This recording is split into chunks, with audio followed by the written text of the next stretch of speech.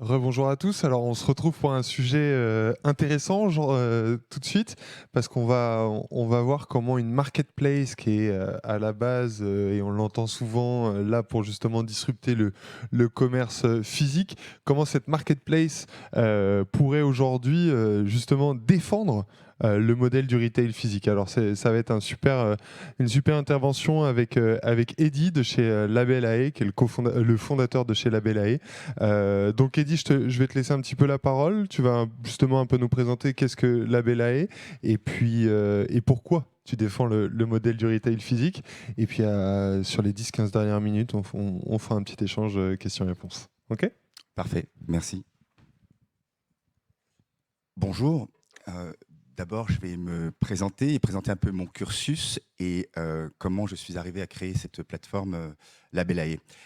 Donc, moi, j'ai fait un bac C scientifique à Lyon. J'ai ensuite suivi des études d'architecture à Strasbourg. Et c'est pendant mes études à Strasbourg que je cherchais un petit boulot étudiant. Et j'ai commencé à travailler chez Zara en tant que vendeur à temps partiel. Je ne savais pas que j'allais y passer 20 ans et que j'allais évoluer sur place, dans la même entreprise. Pourquoi j'ai contacté Zara? C'est une petite anecdote mais qui va nous servir par la suite. L'une de mes sœurs me dit, écoute, à Lyon, parce que je suis originaire de Lyon, il y a une boutique qui vient d'ouvrir qui s'appelle Zara, qui a l'air très sympa. Ils ont une manière de présenter les vêtements qui est un peu différente, avec des nouveautés régulièrement. Peut-être tu devrais, à Strasbourg, essayer de postuler. Et c'est comme ça que l'aventure a commencé. Pourquoi je parle de cette anecdote? Parce que l'offre de Zara à l'époque, c'était en 1996, il y a quand même quelques temps, était déjà différente de ce qui se passait ailleurs et offrait une expérience client différente. J'ai ensuite évolué au sein de cette entreprise, de vendeur à temps partiel, responsable de boutique, ensuite Ladies Product Manager, en charge du cycle de vie du produit.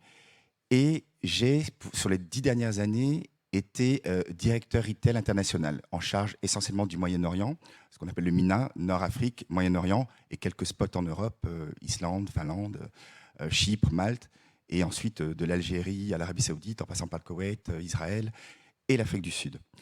Euh, En 2016, j'ai voulu, parce que j'avais cette possibilité-là, cette opportunité-là, euh, m'intéresser à la création, aux créateurs émergents, pour offrir une autre approche de celle que je voyais, notamment au Moyen-Orient, où on avait soit le mass market, soit l'ultra-luxe, mais peu d'entre deux.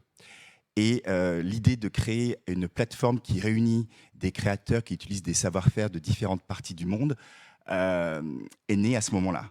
D'où la naissance de Label AE Paris, qui était en pure player, alors qu'à la base, il s'agissait avant tout d'une boutique physique. Donc, on va vous présenter très rapidement ce qu'est Label AE. Et ensuite, je vous expliquerai pourquoi Label AE défend le retail physique.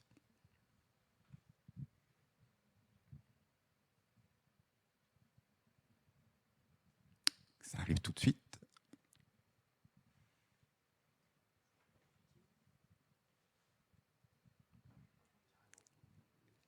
Alors, dans un petit instant,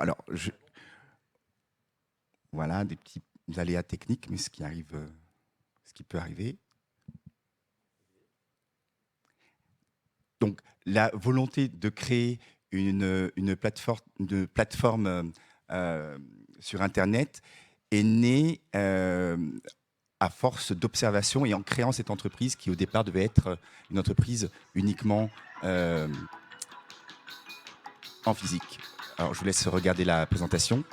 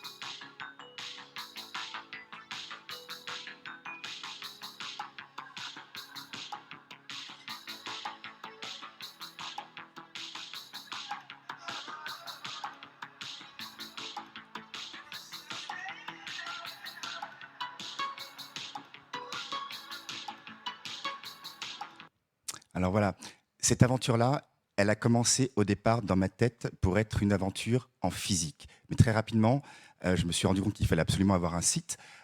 Donc plutôt que de faire un simple site, je me suis dit on va vraiment faire la marketplace et un site marchand efficient.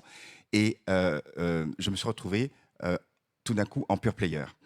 Et ça m'a posé une problématique. La problématique, je vais vous donner un exemple très simple. Sébastien, aujourd'hui, est-ce que tu voudrais offrir à quelqu'un ou t'offrir à toi-même ce bracelet en argent?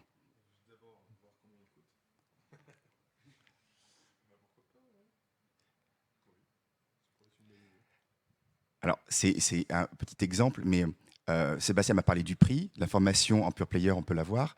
La matière, on peut la connaître. Mais qu'est-ce qu'il a fait? Il est venu toucher le produit. Et très rapidement, je me suis heurté à cette difficulté qui est comment vendre du vêtement et des accessoires de créateurs émergents, donc pas forcément connus. Il fallait absolument passer par le physique. Donc, j'ai créé des pop-up stores et c'était en 2018, 2019. Ensuite, on a eu en France quelques petits soucis pour le retail avec les gilets jaunes, les grèves. Et les pop-up stores, j'ai dû les suspendre en attendant des jours meilleurs. Est arrivé le Covid. Donc, je suis resté vraiment en pure player. C'est là que je me suis rendu compte que le retail physique ne s'opposait pas à l'e-commerce, mais c'était un soutien de l'e-commerce et que l'e-commerce et le retail physique allaient de pair. J'ai reposté il n'y a pas très longtemps un post qui s'appelle le retail est mort, vive le retail. Je pense que beaucoup d'entre vous, vous connaissez Zara. Je vais parler de Zara parce que j'y ai travaillé 20 ans, que je connais bien. Alors, j'ai plus aucun intérêt à défendre cette marque-là, mais il y a des choses très intéressantes à observer. La dernière boutique qui s'est ouverte sur les Champs-Élysées est une boutique qui offre un service, une expérience client tout à fait inédit, et le digital vient appuyer l'expérience client. Vous allez en cabine, vous scannez vos articles devant un écran et automatiquement, on sait combien d'articles vous avez et la personne qui est en cabine habituellement n'a pas besoin elle-même de venir comptabiliser les pièces, vérifier à votre sortie. C'est donc un gain de temps et ce gain de temps, il peut être réinvesti dans l'accompagnement de la clientèle. Et ça change complètement, ça libère l'expérience client des contraintes qu'on avait habituellement. Vous avez également dans cette boutique qui est pour moi un exemple, elle est située dans des quartiers, dans des beaux quartiers, dans des emplacements qui sont souvent très courus. Vous avez l'utilisation de matériaux exclusifs. Tous ces sens, tous ces aspects vont éveiller les 5 sens du client, chose que l'e-commerce ne peut pas faire. C'est pour ça que je pense qu'il est très important de ne pas opposer l'e-commerce et le commerce physique, mais de les regarder comme les deux têtes d'un même corps. Je parlais à l'instant des 5 sens qui sont mis en éveil, le toucher des matières, donc des pièces, notamment pour le vêtement, vous pouvez essayer. Toucher les matériaux, comme l'a fait la Sébastien. Vous avez la vue, l'odorat, le goûter, le goût. Pendant l'ouverture, la boutique Zara a offert à ses clients de goûter des pâtisseries de Cédric Grolet, qui est un pâtissier reconnu. Donc cette expérience client-là, elle reste unique. Et l'e-commerce, quand bien même utilise tous les moyens pour mettre en avant ces pièces à vendre, il va manquer, à mon sens, cette interaction-là. Le digital n'est pas ici pour créer un espace du futur, mais pour rendre plus léger les interactions qu'on peut avoir avec le client. Si vous libérez des process, les vendeurs, ils auront plus de temps à dédier aux clients pour les accompagner dans leur démarche. Dans ce type de... Je parlais de Zara, mais certainement vous connaissez aussi Nespresso, Dyson. ce sont d'autres types de produits, mais vous avez des boutiques qui offrent un parcours, une découverte du produit d'une autre manière. Eh bien, ça, c'est vraiment ce que le retail physique peut offrir. Ensuite, ça implique en fait qu'il faut repenser la manière dont on va organiser l'espace retail physique. Il faut faciliter les parcours, donc tous les process quand ils sont facilités, comme les caisses automatiques qui libèrent le temps d'attente, le click and collect qui fait que l'achat en ligne peut se poursuivre dans le retail physique. Tous ces éléments font que l'expérience que va connaître le client est quelque chose qui reste limité dans la vente en ligne. Et c'est pour ça que Labelae soutient, supporte cette démarche du retail physique et ne s'oppose pas, parce que les deux ne s'opposent pas. En revanche, aussi ce qui peut se remarquer dans l'évolution du retail physique, c'est que de plus en plus de boutiques vont fédérer leur clientèle autour de vraies valeurs. Il y a d'une part l'expérience, mais il y a aussi le partage des valeurs autour de points qui leur sont très chers. Et c'est en physique, en permettant à la clientèle de se rencontrer, de venir voir le produit, mais pas uniquement le produit, mais d'assister à d'autres événements qui parfois n'ont rien à voir avec le produit fini. Par exemple, un concert organisé dans une boutique physique, créer une sorte de communauté. Et c'est encore cette capacité qu'a le retail physique que ne peut pas encore donner l'e-commerce. Et c'est pour ça que je crois fondamental de lier les deux et de ne pas les opposer. En conclusion, je dirais surtout que, comme preuve que le retail physique peut être quelque chose de très riche et très important pour aider ou pour compléter l'e-commerce, sans doute vous connaissez plusieurs marques qui ont commencé en ligne et qui finalement ont créé par la suite des boutiques physiques. On peut parler dans la cosmétique de Horace, la cosmétique pour hommes. On peut parler de Cézanne, qui a eu une évolution en ligne avant d'ouvrir ses premières boutiques. Vous avez la marketplace L'Exception, qui était en ligne et qui ensuite a ouvert sa boutique. Donc, il y a non pas un retour, mais tout simplement un réajustement entre les deux, le physique et l'e-commerce. Donc, voilà, je pense que c'est un peu la volonté que j'avais d'insister, de témoigner sur la nécessité de ne pas opposer les deux, mais de compléter les deux. De rien.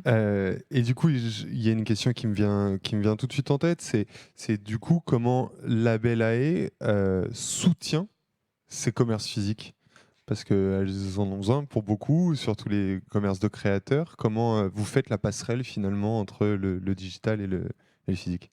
Alors, l'idée de Labelae dans un futur serait d'avoir sa propre boutique en ligne. C'est l'étape suivante. En revanche, aujourd'hui, nous travaillons déjà avec des créateurs et certains d'entre eux ont déjà leur propre boutique. Plutôt que d'être dans un état d'esprit de compétition avec les créateurs, c'est plutôt essayer de créer une synergie lorsque un événement se passe chez un créateur. Nous pouvons en parler sans aucun problème. Parce que je crois que ça ne va pas s'opposer et qu'un client qui aime une marque ira et retournera chez cette marque, mais il retrouvera chez Labelae la diversité de l'offre, puisque nous avons plusieurs créateurs, nous sommes un multimarque, et c'est là-dessus qu'on va avoir notre différence. Et justement, aujourd'hui, quand vous allez voir un créateur, c'est quoi un petit peu votre proposition de valeur? C'est de la visibilité, c'est de l'accompagnement? Comment justement, avec votre expérience chez Zara, comment vous les accompagnez eux à grandir? Alors, avant ça fait partie des évolutions de l'accompagnement des créateurs qui souvent en ont besoin quand ce sont des créateurs émergents. La proposition de valeur que nous ferons prochainement, c'est de pouvoir les accompagner surtout dans le passage de leur e-commerce, parce que très souvent ils veulent avoir leur propre boutique, de l'e-commerce à la mise en place de leur boutique. Dans un premier temps, nous mettons en avant leurs produits dans nos réseaux sociaux, nous communiquons sur les événements qu'ils peuvent avoir et nous proposons une sorte d'édito qui va présenter des looks qui mélangent les créateurs. Très souvent, un créateur va se retrouver isolé avec sa propre proposition, sa propre offre. Ce qui est intéressant pour un client, c'est de se dire, tiens, comment je pourrais combiner le bijou de tel créateur avec le vêtement de tel autre. Donc, d'avoir une plateforme qui propose des looks qui vont mixer ces créateurs, ça élargit les possibilités et c'est cette force que nous proposons à nos créateurs. Aujourd'hui, vous avez combien de créateurs ?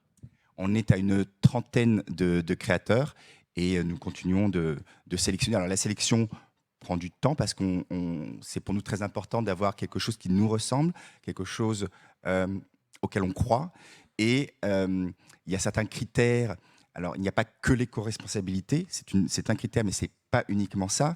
C'est avant tout des créateurs qui vont mettre en avant un savoir-faire. Ça pour nous c'est très important. Donc on essaie de regarder que toutes ces valeurs ou cette vision soient présentes avant de les mettre en ligne. Et tout à l'heure, vous avez dit que justement, donc, vous ne vouliez pas être en compétition avec vos créateurs. Or, ils ont leur boutique et vous les revendez. Comment vous faites cette jonction ? Parce que à la fin des fins, vous avez plutôt envie qu'ils viennent acheter chez vous, le client, et le créateur a plutôt envie qu'ils viennent acheter chez lui. Alors, je vais vous donner l'exemple, pas citer de nom, mais j'ai des clientes et clients qui reviennent régulièrement. Ils ont acheté déjà chez le créateur. S'ils reviennent chez nous, très souvent, c'est parce qu'on a une offre qui est plus large. C'est ce que je vous disais tout à l'heure. C'est le fait de se dire, j'aime cette marque, je peux l'acheter ici, chez La Belle à Haye. Et chez La Belle à Haye, j'ai la possibilité d'avoir d'autres marques disponibles et présentées dans des looks qui vont mettre en scène les pièces. Alors que si vous achetez chez le créateur uniquement, vous allez trouver toute la collection, très bien, mais vous n'avez qu'un angle de vue. Et souvent, ce que le client vient chercher chez nous, c'est avoir une ouverture d'esprit, une force de proposition qui soit complémentaire. Est-ce qu'il y a des questions ? Non ? Est-ce qu'il y a d'autres... Ouais.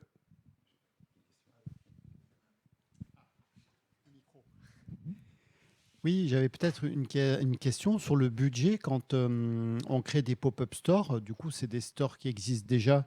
Et du coup, c'est pas la peine de faire un bail éphémère au 369 et c'est une copée sur les ventes, la marge. Ou alors, je m'étais posé la question, moi je vends des instruments de musique et le digital nous a sauvés, le physique nous a sauvés parce qu'au niveau du digital, en effet, grève, Covid. Donc à un moment, le digital a sauvé pendant le Covid, et puis après, le physique faisait du bien parce qu'on avait envie de retrouver les magasins. Et du coup, je m'étais dit, en effet, les pop-up stores, ça peut être pas mal, mais le prix de tout ça, ou alors c'est des conventions, je sais pas. Alors le mais, justement, j'aime beaucoup parce que effectivement, à un moment donné, les pop-up stores, quand nous avons lancé la plateforme, on avait besoin de tester, d'avoir la réaction de la clientèle. Et ça, pour moi, ça n'a pas de prix parce que c'est un investissement sur le long terme. Les prix, très clairement, sont assez élevés. À Paris, c'est en moyenne, minimum, c'est à peu près du 2 000 € la semaine, la location. Donc, quand on a commencé, on n'a pas été rentable, on a à peine équilibré les comptes, mais au finish, avec le recul, c'est quand même un chiffre d'affaires important sur un laps de temps très court et qui a permis surtout de consolider une base de données de clientèle. Et c'est cette base de données qui nous permet aujourd'hui de pouvoir communiquer avec eux, de pouvoir échanger avec eux et d'avoir des clients qui reviennent. Donc ça a quand même un coût élevé. Et le pop-up store, à mon sens, c'est bien sur peut-être dans les débuts, quand on lance le projet, mais très rapidement, ce qui serait formidable, c'est d'avoir une boutique en physique en temps plein. Parce que, comme je le disais tout à l'heure, le retail physique permet d'échanger avec sa clientèle et surtout de pérenniser et de créer d'autres liens qui sont moins froids que ceux du digital. Et du coup, c'est quoi la vision là sur l'expansion et retail et web. L'objectif idéal, ça serait quoi? D'avoir un mix de revenus 50-50, d'avoir... Alors, l'idéal serait d'avoir plutôt un 30-70, 30 en digital et 70 en retail. C'est le premier, enfin l'idéal, c'est l'objectif premier. Parce que je voudrais que Label AE demeure un pure player parce qu'on vend aussi à l'étranger et que on n'a pas l'intention pour l'instant d'étendre, d'avoir plusieurs boutiques partout dans le monde, mais d'en avoir au moins une, si possible à Paris, et ensuite de développer, d'asseoir, le digital va pouvoir se développer en s'appuyant sur cette boutique physique dans laquelle on pourra créer beaucoup d'événements, créer du lien beaucoup plus fort. Et que certains, on est dans une ville touristique, des touristes qui viennent essayer les pièces, qui viennent se rassurer, parce que c'est quand même pas la même chose d'acheter une pièce de créateur premium dont les pièces ont quand même un certain coût. C'est important de pouvoir au moins essayer de temps en temps. Et je crois que ça reste essentiel. Donc d'abord, 70-30, et si jamais le physique prend le pas, ce sera à se repositionner à ce moment-là. Et la boutique Label AE, elle ouvre quand? Alors, là, il faudra demander à la prochaine gérante de Label AE, parce que je ne veux pas m'avancer à sa place. Mais l'idée, Parce que vous avez revendu? Non, c'est simplement une autre personne qui va prendre la relève, Okay. Personne très proche. Et donc, il faut qu'on voit avec elle quelles sont ses attentes. Et donc, vous partez sur un nouveau projet? Moi, je pars sur un autre projet. Ok. Et vous ne pouvez pas nous le dire? Non, mais un projet aussi. retail physique. Ok. Voilà, retail physique. Ok, ça marche. Eh ben, merci beaucoup. Bah, je vous en prie. On est arrivé au bout. Bah, merci beaucoup. Et puis, merci. On vous souhaite du coup plein de réussite dans ce nouveau projet et pour Label AE aussi, d'avoir une belle réussite physique et digitale. Merci beaucoup. Merci à vous. Merci.